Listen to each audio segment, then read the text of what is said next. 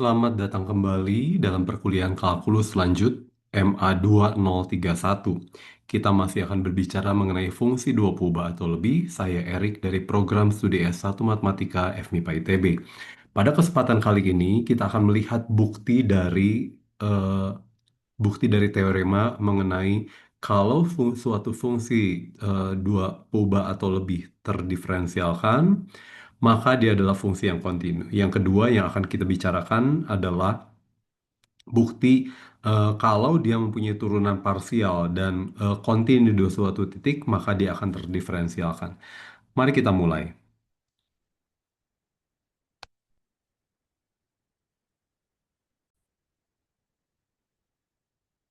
Oke, pertama kali kita akan membicarakan bukti mengenai teorema hubungan antara turunan dan kontinuan, yaitu kalau saya punya fungsi f dari suatu domain di R2 dipetakan ke R mempunyai turunan di X, Y anggota D, maka f-nya akan kontinu di X, Y juga. Mari kita lihat buktinya. eh, Katakanlah f terdiferensialkan di AB berdasarkan definisi terdiferensialkan, maka f a plus delta x, b plus delta y itu sebenarnya f a b ditambah dengan diferensial fungsinya itu ditambah dengan epsilon delta x, delta y dengan suku sisanya yaitu ini epsilonnya itu dia pasti lebih dari linear ya, oke. Suku sisanya itu dibandingkan dengan linearnya itu jauh lebih cepat menuju nol gitu ya. Jadi ini di atas linear gitu kira-kira ya. Saya istilahnya mungkin kurang tepat ya di atas linear. Maksudnya pangkatnya lebih dari satu. Ya oke. Eh karena limit suku sisanya ini dibagi dengan norma dari delta x delta y sembilan nol, maka limit dari suku sisanya itu saya bisa tulis sebagai limit suku sisa dibagi dengan delta x delta y dikali dengan norma dari delta x delta y. Ini oke ya. Karena yang pertama, yang ini limitnya ada dan sama dengan nol, dan ini juga limitnya ada sama dengan nol. Maka perkaliannya itu sama dengan nol. Akibatnya limit suku sisanya dia sama dengan nol. Oke ya. Oh, oke ya, oke menuju nol. Oke. Karena itu, kalau saya limitkan f a plus delta x, f b plus delta y, itu saya sama dengan melimitkan yang kanan. Oke ya. Begitu saya limitkan, yang ini dia akan menuju nol.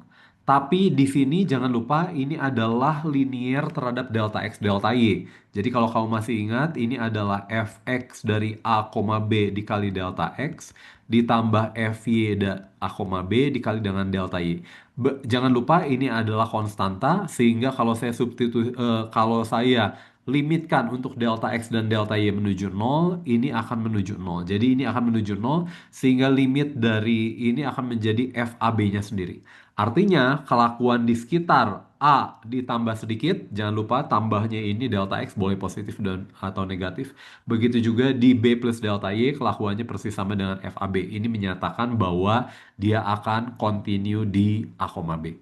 Oke ya, itu bukti kalau dia terdiferensialkan di titik A, B, maka dia akan continue di titik itu. Nah, terakhir kita akan melihat, kita sudah membuktikan kalau F mempunyai turunan, maka turunan parsial di titik itu ada, ya. Oke, dari sebelumnya kita sudah menunjukkan. Nah, sebaliknya, kita ingin menunjukkan kalau turunan parsialnya ada, itu ternyata belum cukup. Itu baru syarat perlu. Yaitu, untuk cukupnya, kita harus menambahkan bahwa turunan parsialnya di titik X, Y, itu juga harus continue pada suatu himpunan buka yang memuat X, Y gitu ya, continue pada himpunan buka yang memuat titik X, Y. Oke, jadi kita membuktikan yang kebalikannya. Kita lihat buktinya ya. Misalkan turunan parsial dari F yaitu do F do X do F do Y ada dan continue gitu ya, continue di A, B ya artinya. Oke, karena artinya continue, maka kelakuan di sekitarnya kira-kira sama dengan kelakuan di titik itu gitu ya. Tapi tentu saja ada lingkungan tertentu. Nah, di supaya ini berlaku ada dan kontinunya ini. Nah, saya pilih delta X dan delta Y-nya itu yang kecil. Sehingga dia masih tetap berlaku kekontinuannya. Kalau nggak bahaya ya. Oke ya. Nah, saya tuliskan F dari A plus delta X, FB plus delta Y yang dikurang FAB itu adalah ini ini dikurang ini ditambah ini. Kamu perhatikan bahwa F dari A plus B delta E ditambah ini adalah sesuatu yang manipulasi aljabar saja. Dia saling menghilangkan sehingga sisanya adalah suku awal dikurangi suku akhir. Oke ya. Dan ruas kanannya itu ingin kita jadikan sebagai fx dikali x, y. Maaf, seharusnya fx dikali dengan a, b dari kali delta x ditambah fy dari a, b delta y ditambah dengan epsilon delta x, delta y. Tugas kita adalah membuktikan bahwa epsilonnya adalah itu. Ya, kamu bisa ini gampang sekali. Ini tinggal pindah ruas saja. Yang akan saya tunjukkan bahwa limit dari suku sisa dibagi dengan delta x delta y-nya itu, norma delta x delta y-nya itu sama dengan nol. Oke ya. Nah, oke. Nah, untuk itu saya akan menggunakan teorema nilai rata-rata untuk turunan ya, terutama untuk dua suku pertama dari ini. Dua suku pertama dari suku sisanya. Nah, dua suku pertama itu menggunakan teorema nilai rata-rata, maka ada X1 sehingga ini akan menjadi do F X1, do X, X1 plus B plus delta Y dikali delta X, asal dengan catatan bahwa X1-nya itu harus di antara A dengan A plus delta X. Wah, saya masih salah ya.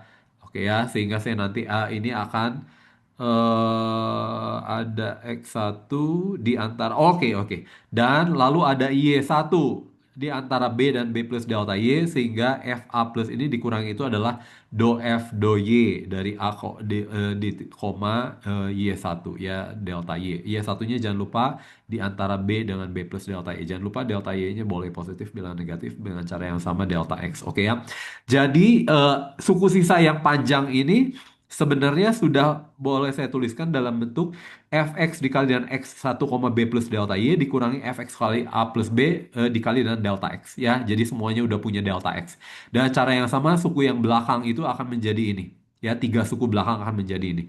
Lalu saya untuk membuktikan limit dari suku sisanya ini, saya ambil mutlak dari suku sisa dibagi dengan norma dari delta x delta y. Nah, tentu saja delta X dibagi dengan norma delta X delta Y pasti kurang atau sama dengan satu ya. Oke ya. Jadi ini karena sebenarnya ini saya menggunakan ketaksamaan segitiga terlebih dahulu. Lalu saya gunakan fakta bahwa delta X mutlak dari delta X dibagi dengan norma delta X delta Y itu kurang dari satu.